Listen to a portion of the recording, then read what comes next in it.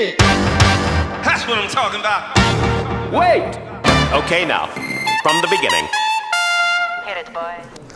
Okay, so most of you basically came here to explore and learn things, and you all seen basically the title, and the title is a lot of marketing in it. That's one piece. So 5 years ago, I was a student. I studied actually biotechnology engineering, which is completely different from what I'm doing, and most of you actually also in the between of that. I was enrolled in 5 different scholarships. So while being a student, I was doing 5 different scholarships. And scholarships in Israel is not just enrolling to get money, rather you have to do something in return. So student plus 5 different things. Each one of these scholarships can take between 3 to 5 hours per week. Some of them could take up to 10 hours per week. One of these scholarships was basically covering all my tuition. And one of those scholarships was basically, let's say, my base knowledge for soft skills. I was enrolled in that scholarship for almost 5 years until I basically quit my college. I was teaching as well a course in college. So beside being a student, scholarships, I was also teaching a course. I was working as well a part-time in a psychiatric lab. So as a biotechnology engineering, I was like, okay, let's maybe, work in the industry, see if I like it. I ended up going with my, bag into a psychiatric kind of like center. You walk around and it's kind of weird, very quiet, but sometimes it gets very loud. I took as well private courses in finance and in trading, which is not related to crypto. It was in traditional stock market. I was a business owner. Can it get better? I had a chocolate store, offline, an offline business where you have to manage basically, all the storage, clients, buying stuff, selling stuff, and then running Facebook ads as well. And I was in debt in 50K basically 5 years ago before I decided to do something about it. But when I was doing all of this, I was doing one thing, which is basically I was investing in myself. So I didn't know that when I was doing all of that, but I did know that when I reflected on my life. So what I do usually is once per year, I sit down, look at what happened the last year, last 2 years, 3 years, 4 years, 5 years. My life run in 5 years circle. There is a reason for that. I don't know. I just like the 5 years cycle. So every 5 years, what I do is I just take a decision to do something extremely unexpected. Means everybody who's around me, my family, my parents, my friends, those who know me exactly right now will be like, what? Why I do that? Well, it's kind of like you grow in your life and then you get to a stage where it's plateau, your growth is basically blocked and you need a new thing. But a new thing is not enough because one more new thing to the existing thing is not a change. So for me, it was basically moving completely from Israel, dropping out of college in last semester after 5 years of studies. It's a long degree, leaving friends, leaving the business with the debt that I took to open the business, moving it to my co-founders. Family, friends, everything. Basically, I changed my whole narrative and whole life. I was like, okay, let's take a turnaround and move to a different space. Well, I thought I'm moving to heaven, but apparently moving to Europe was nice. I moved to actually Rzeszów, Poland, a very small town in Poland. And you're like, what the fuck are you going to do there? If you say Krakow, Warsaw, you would say nice. But no, I decided to move to Rzeszów. I was working in a company that basically was an online marketplace. My English was not that good.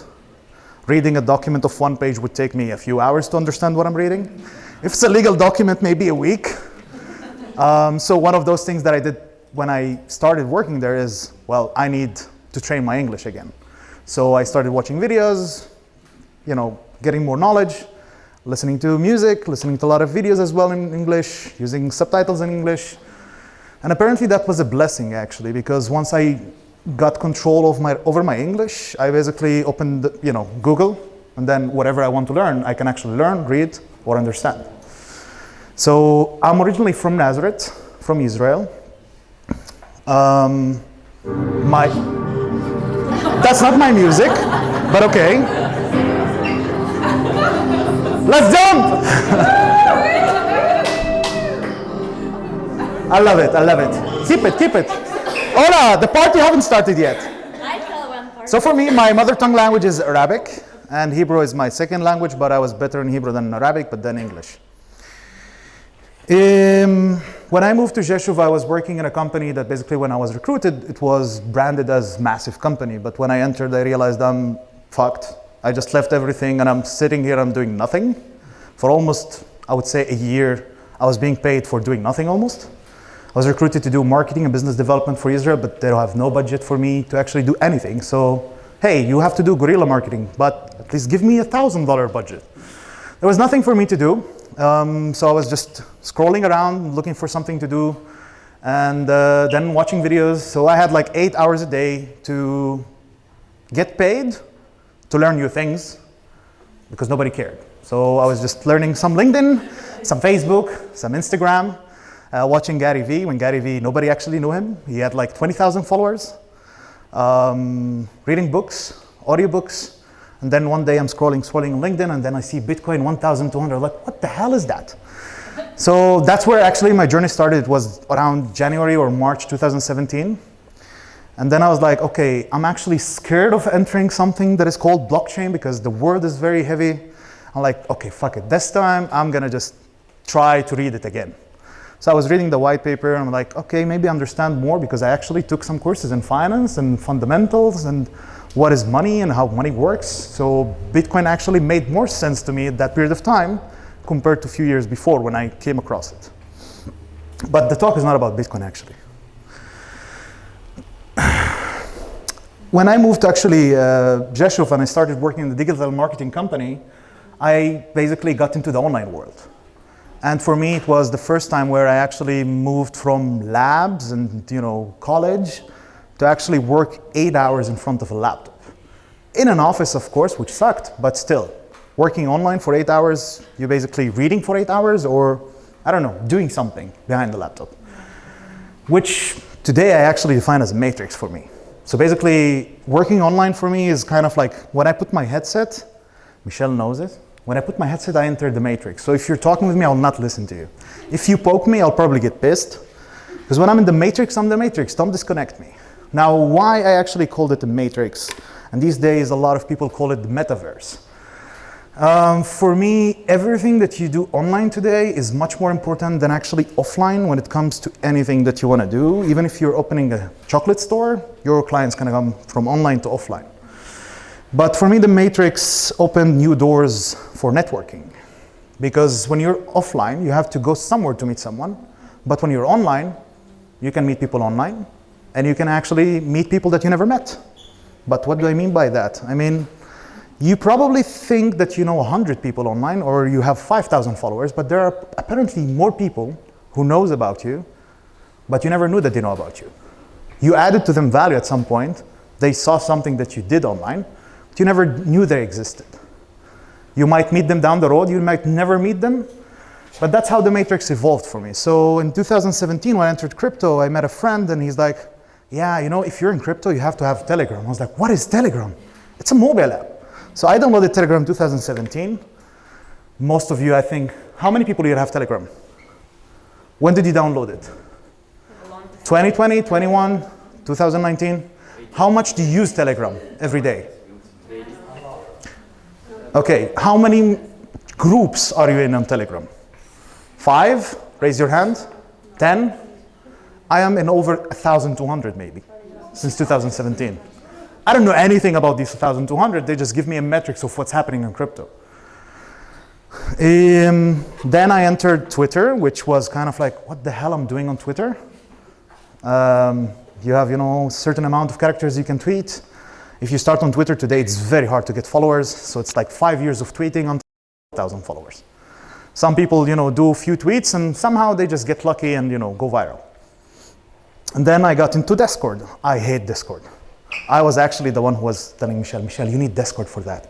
But I was a big hater of Discord. Discord is another, the timer is over there, nice. I don't care about the timer, I'm gonna just talk.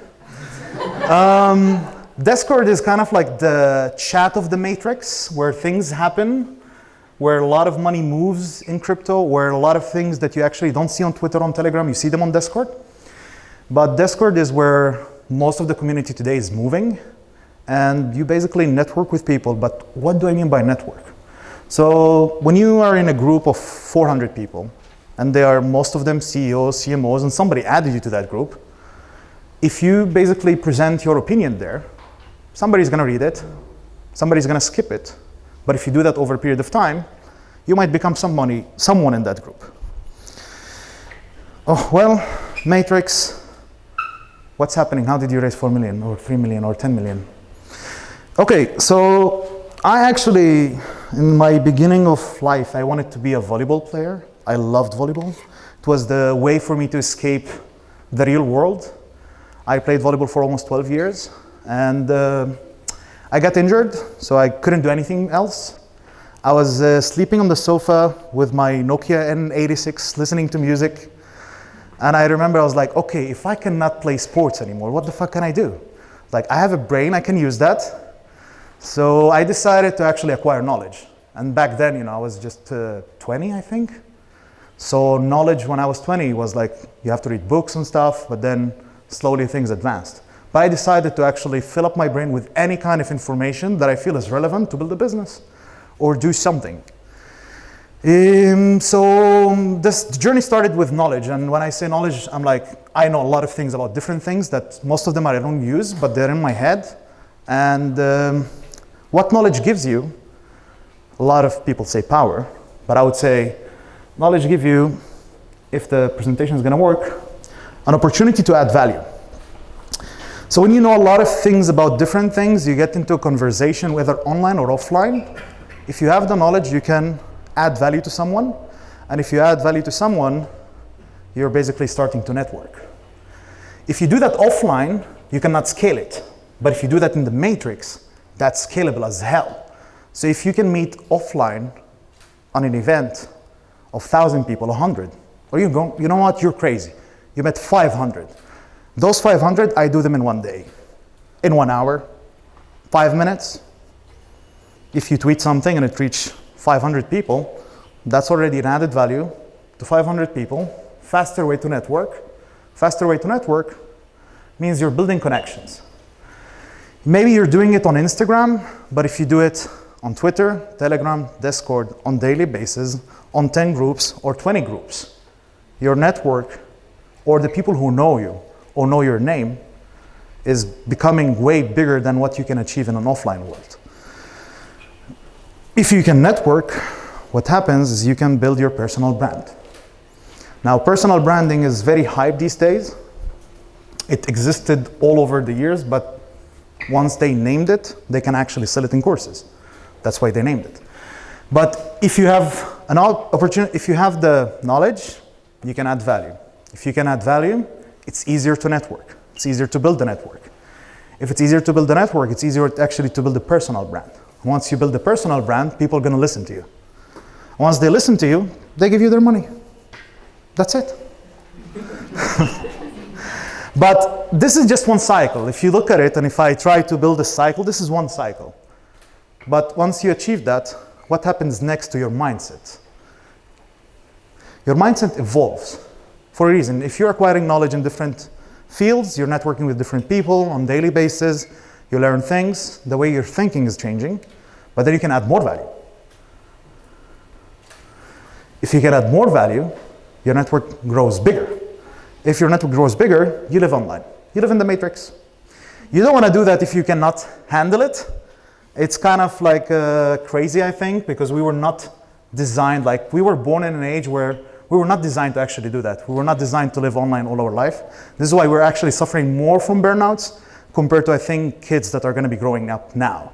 They're not going to have burnouts. They're going to have burnouts from the real world, not from the matrix.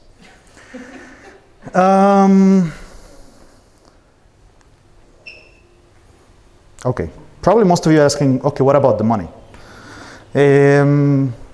Exactly what I showed in the previous slide is what happened to me. Of course, you know, there's a lot of things, a lot of stories, but what happened is I was adding value to a lot of people. And when you add value to somebody, he's probably going to tell his friend. It's like sales. I was practically selling myself as a person who has a lot of knowledge in crypto or non-crypto. And then when I was selling, I was not actually getting paid. I was actually paying my time, which is worth a lot, for free, to give value to others to solve their problems. And some of these stories, go to people who follow me on Twitter. And then I tweet about something, they go buy it, and then 3 months later, I'm getting a message on WhatsApp from somebody I never met. I don't know who's that person. I just get a message from a number. And I'm like, how the hell did you get my number? It's like, oh, you're in that group. You wrote about this 6 months ago. Listen, I bought it at $0.5. It's now at $6. What do I do with it? Like, fucking sell it, take the money. That same very person, for example, when I started building Snook, he was the first in line to put money on the table. So a lot of these stories apparently happened while I didn't know that they were happening. I was just tweeting, sharing my opinions in groups, in Discord, Telegram, and people who were following my things apparently made money. And then one day in March, my friend called me. I met him only twice in my life. And he's like, he's a friend in the Matrix, but I met him only twice. And I met him actually 5 years ago. He's like, hey, let's take this game, put on it NFTs, and run this business and raise money. I'm like, yeah, it's nice, but we need to do a lot of things before we do that. We started the preparation. We had the pitch deck. I shared it with a few friends that basically trade with me or invest with me, and they were like, this idea is cool. I was like, yeah, I know. It's easy to raise money for this, but we need still a few more things. So we basically prepared the pitch deck, and I just sent it to 10 people that I know on Telegram. And from these 10 people, apparently the pitch deck went to another 100, and then another 100. And then, we started to do a little bit of PR. Most of the startups out there spend $50,000 to $100,000 on PR. We spend maybe 10K. Most of the companies out there hire a marketing team with 15 people or 20 people to actually launch the token. We were 2 in the marketing team, myself and another friend. And that's actually what happened. That's how I raised money. It wasn't, any secret. It wasn't something that you guys don't do. I just amplified what I was doing. I did it in a bigger circles. I just got to people and I got into groups by adding value. And value that you can put your hands on online, value that you can Google. And what I realized actually is that Googling is underrated. It's a skill that many people don't know how to use. Like, you get questions, I'm like, you can actually literally Google that. Today we're outside, we're talking about pineapples, and I'm like, yeah, I got a pineapple, it wasn't ready. I just Googled how to get pineapples ripe. They said, flip it upside down. Like, cool, that's also on YouTube. But looking backwards at everything that I did in my life, there was one thing that I had in my cover on Facebook, and that's one thing that was driving me all the way until today.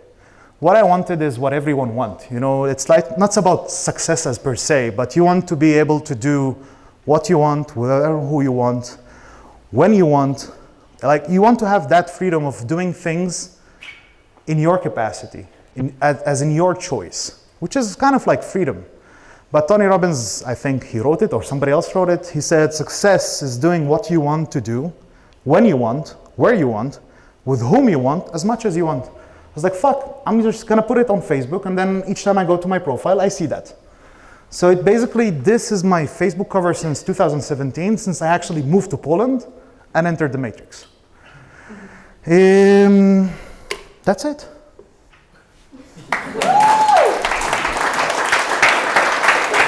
Thank you. Hey. Now we can go for questions. All right, very good. Thank you. Inspiring. Okay, so we have 25 minutes for Ask Me Anything. Nice. Our first question comes from... I would ask you just introduce yourself, say your name, and then your question.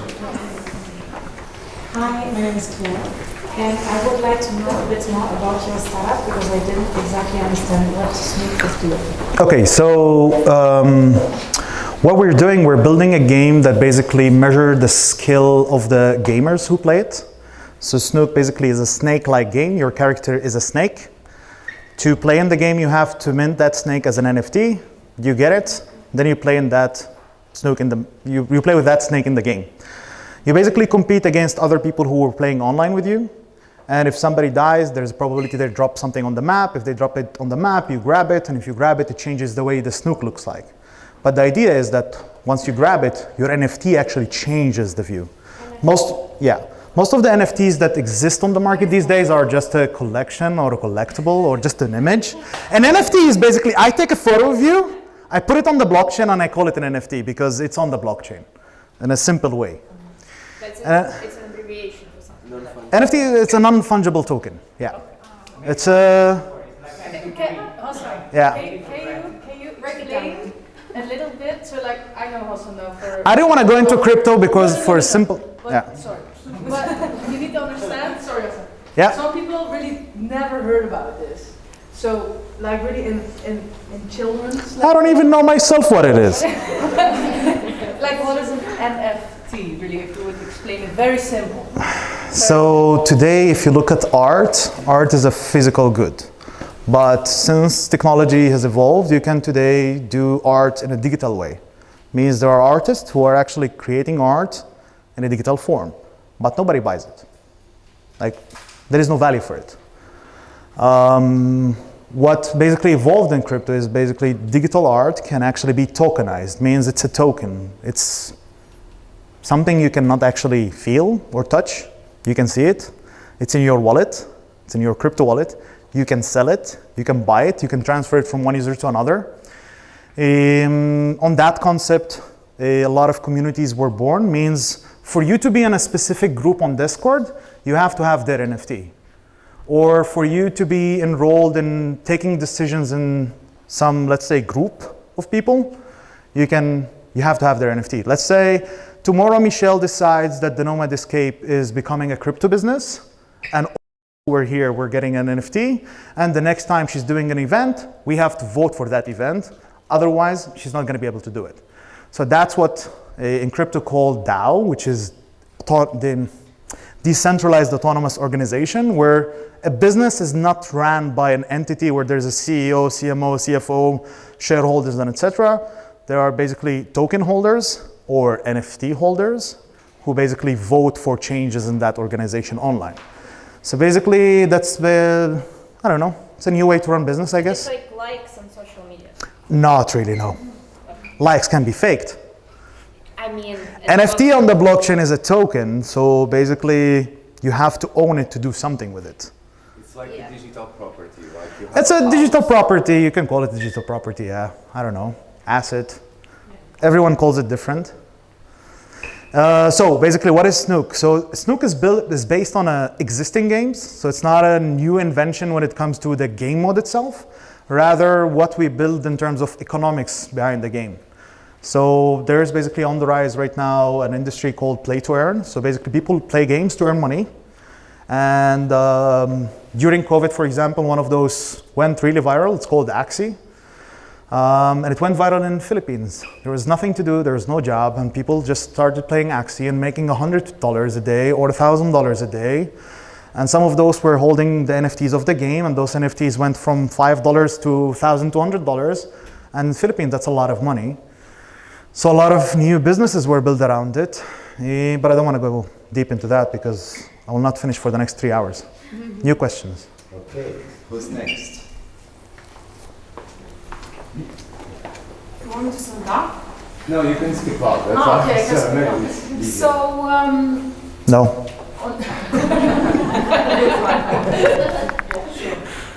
I hold the mic.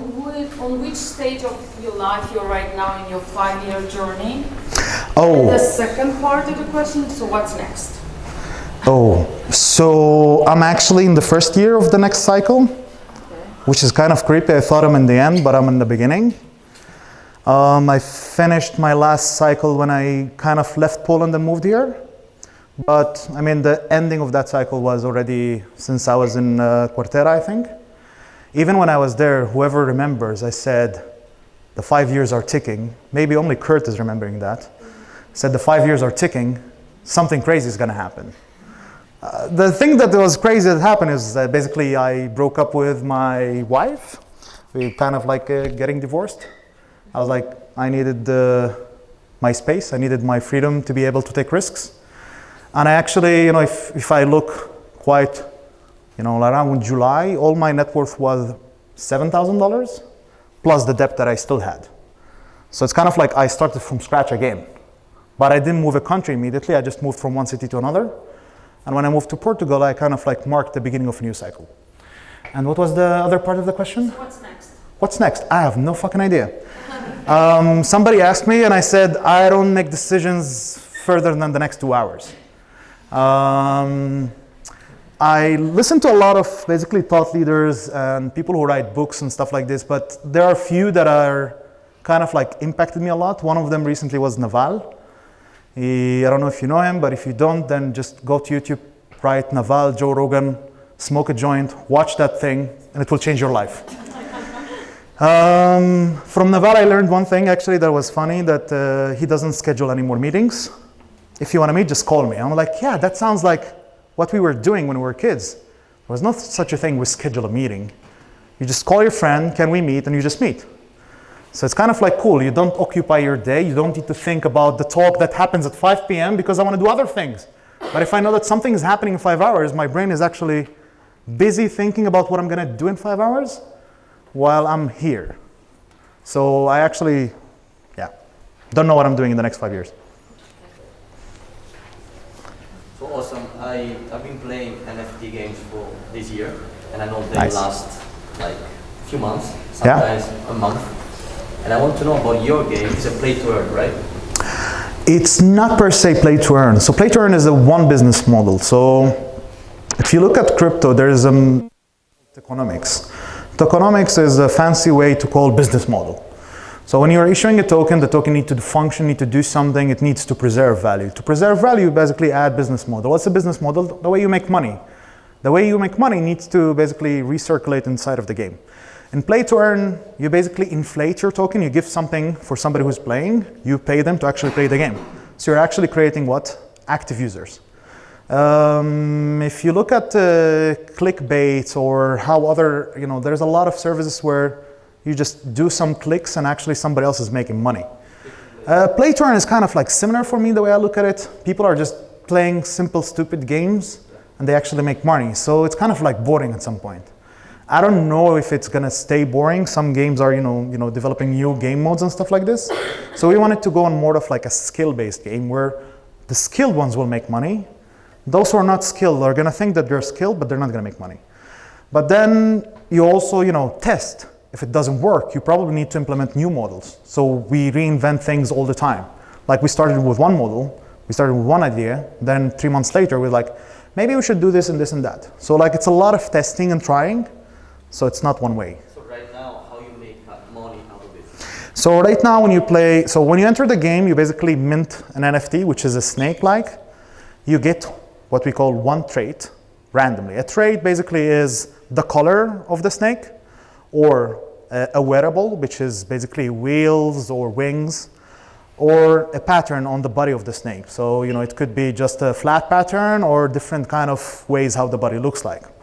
When you play against somebody else in the map, if they die, if they hit your snake, they die. If they die, there's a probability a trait that they had will drop on the map. If you consume it, then you have two traits, because you were born with one trait, you killed somebody, you got another trait, so you have two traits. So your snake looks different. If you kill a lot of people, you collect different traits, your snook is gonna change the way it looks. So if it was only green snake, after you kill and consume, 20 traits, 23 traits, your snook can evolve into what we call a special skin. Special skin is something that you can actually recognize. It could be a Superman, it could be other things that we designed. And once you have a special skin, you can actually claim rewards once per month. These rewards can be 1,000, 10,000, 100,000, depends how many people actually get a special skin per season. So that's one model. You can sell it on the marketplace? You can sell it, yes. Any NFT that you own in Snook is basically under your control. It's kind of like 90% decentralized, the game. Polygon.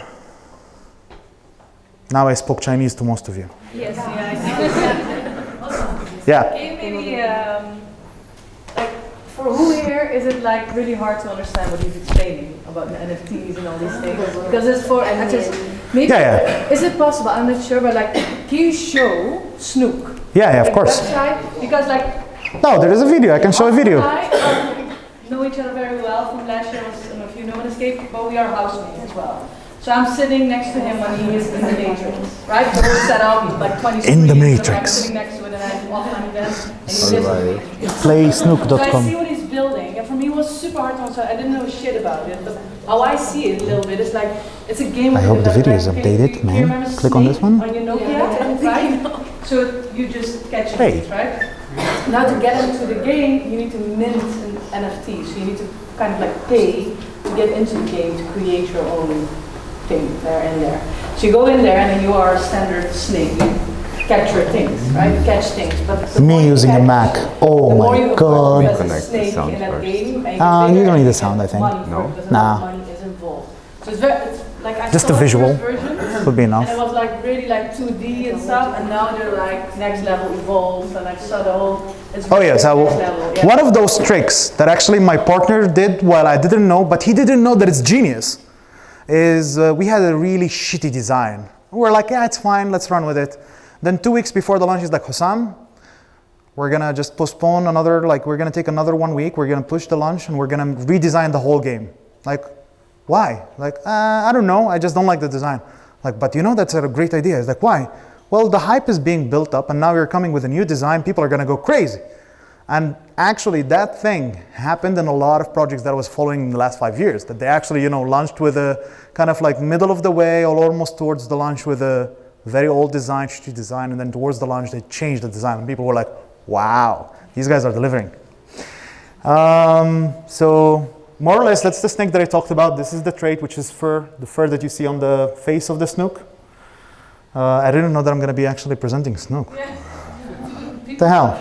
So the MetaMask, I cannot explain MetaMask now, but what is happening right now? The guy is making a transaction on the blockchain to enter the game. So in the real life, you just click play and you're in the game. In crypto, you have to interact with the blockchain to actually enter the game. You have to allow, if I say smart contract, I'll be killed. You have to allow the engine that runs the game for you to enter the game. Yeah. What's my seed phrase? I memorized it once. So this is actually one of the things that they improved. Like it was taking a lot of time for users to enter the map. And this video was done when we actually launched. We had a lot of people when we launched because people wanted to try the game. And when we had a lot of people, well, Polygon blockchain did not handle it well.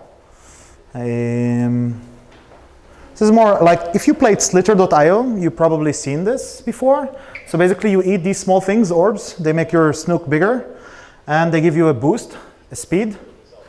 And now you're gonna see this guy who is one of our advisors actually playing and making this video. He's gonna attack somebody else, kill them, and then collect a trait.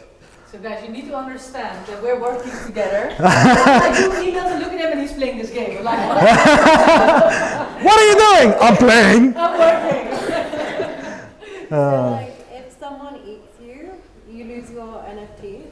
Oh yeah, so if you die in the game, your NFT is burned within 1 hour. So you have 1 hour to actually bring your NFT back to life, or it's burned forever. How do you bring it back to life? You have to pay a fee. How do we make money?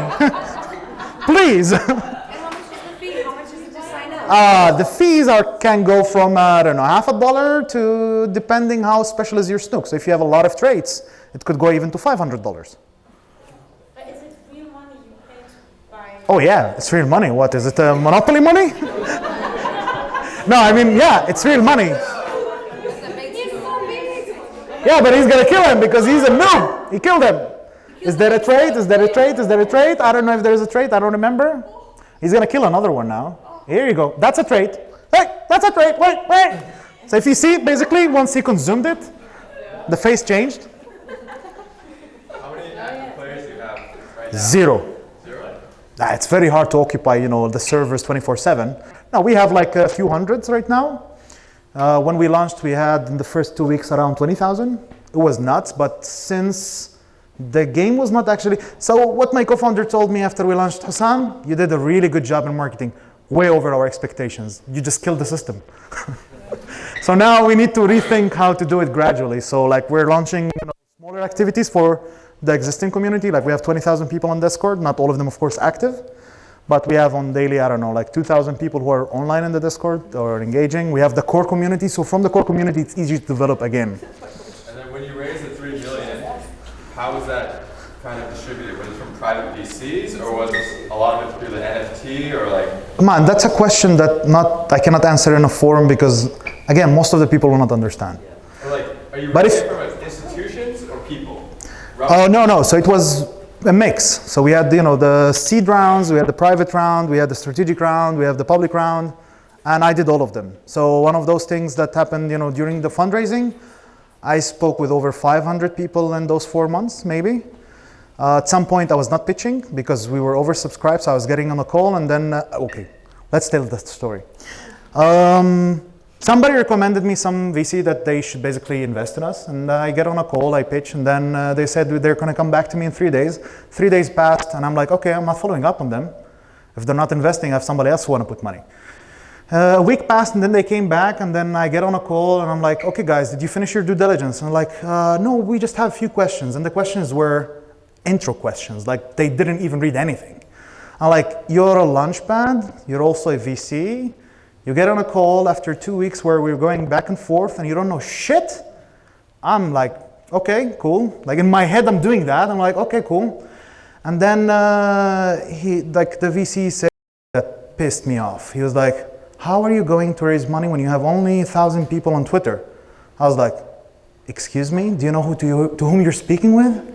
Did you do your due diligence? Do you know what we're launching next? No. Did you read everything that we've sent you? No. I'm like, okay, I don't want you as an investor, bye.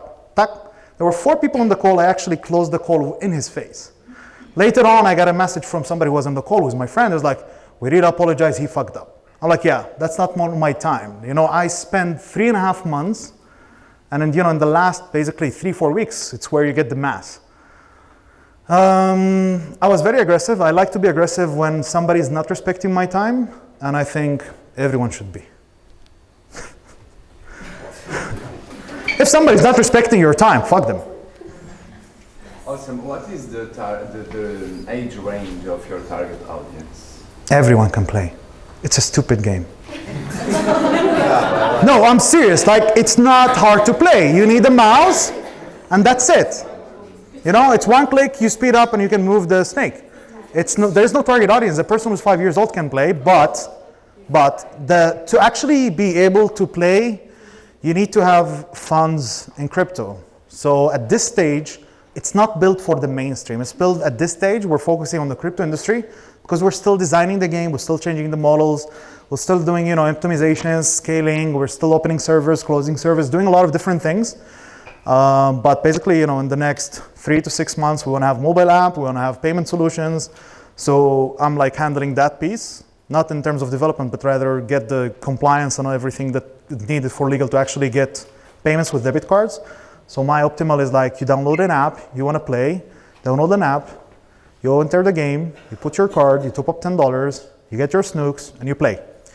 At this stage, you actually have to buy some Matic, you have to get some USDC or some SNK, our token, you have to move it to Polygon network.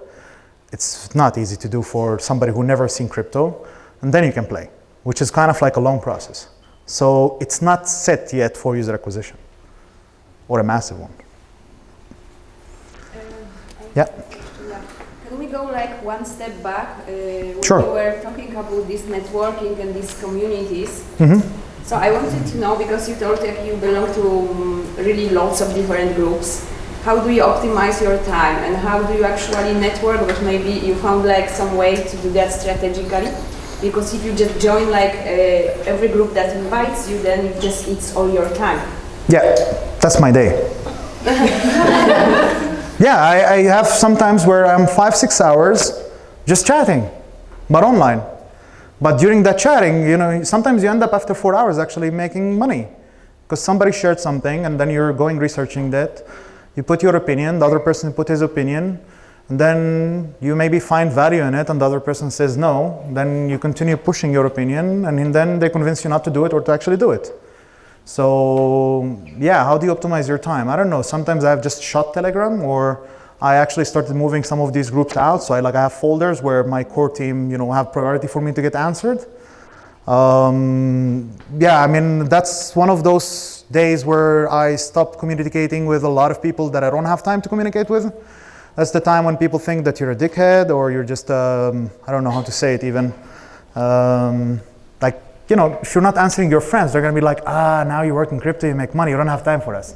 Well, I'm sorry, if I'm doing a lot of different things, I have to prioritize my time. So there's a lot of people that I don't speak with anymore. So it's not that I don't want to speak with them, but right now I'm in a, in that network that I was talking, when you change your mindset, you get the knowledge and add value. So my network right now is mainly high profile people in crypto that I want to get to. Like if you say, what's the next 5 years, is actually get to the insider circle even more. But to get there, I have to focus on what I'm doing right now. So, yeah. So you basically spend like more time than average person just... I stay on my phone. If I'm not on the laptop, I'm on the phone. If I'm not on the phone, I'm on the laptop. And so let's say in 2017, 18, when I entered crypto, I was just inviting random people on LinkedIn for calls. Would be lawyers, would be people who are developers, just randomly you connect with people. In 2017, 18, LinkedIn was amazing. Right now, it's just another Instagram. I built my LinkedIn from like 0 people who I had to up to 10,000 people that were there. I had posts that reached 1 million people on LinkedIn, but then I just ditched it. Crypto wasn't there, it was a lot of spam. Later on, I moved to Twitter. But what I did on LinkedIn, I connected to a lot of people that I did have phone calls with. So I learned something from them, they learned something from me. I got a lot of clients from LinkedIn back then because I was consulting on crypto. I was working with startups. So yeah, spend a lot of time talking with people online. But how do you arrange those calls? So you reached out? Oh no, I was not working. I was jobless. Yeah. How did I organize them? Basically, I share content. I was sharing stuff about crypto on LinkedIn. Okay. People were reacting. Then they would DM me, hey, shall we jump on an introduction call? Or I would reach out, hey, let's schedule an intro call. I would send them a calendar link. They schedule. And then sometimes I have 7, 8 calls a day. Sometimes I have none. And sometimes I have random calls on Telegram. But that was the beginning, 2017, 18. I was actually a lot on the phone. We have 1 minute and a half. I'll buy another 5. Okay, I have 2 more questions. So I just checked out your website, and it's written something about it's skill-based. So Yes. skills and the traits that you presented us. So the skill is actually to be able to play the game and not get killed, actually kill others. That's the skill, to actually be good, not being killed inside of the game. Okay, and I have one more question. So now you developed a game, so were you a gamer before? Or is this your passion, or what is driving you to do this? No, I'm not a gamer as per se. My passion was more about the idea itself, because there's a lot of different things that involved inside of this. So right now, this is basically owned and operated by us, the founding team.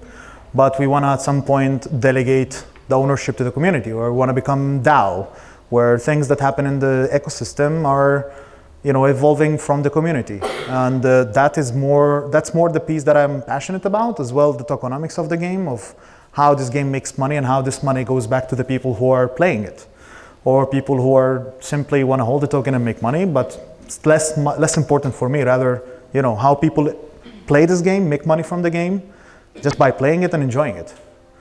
That's more for me than the gaming experience, but I actually love the game in the end. I never played I did play Snake on the phone, but I didn't play Slither for a while. But playing it right now with people, in the community is fun. Like, you enter to play one round and there's 20 people playing, it's addictive. A lot of people said it's very addictive to play the game because, if somebody kills you, you want a revenge. You just want to go in back and kill those.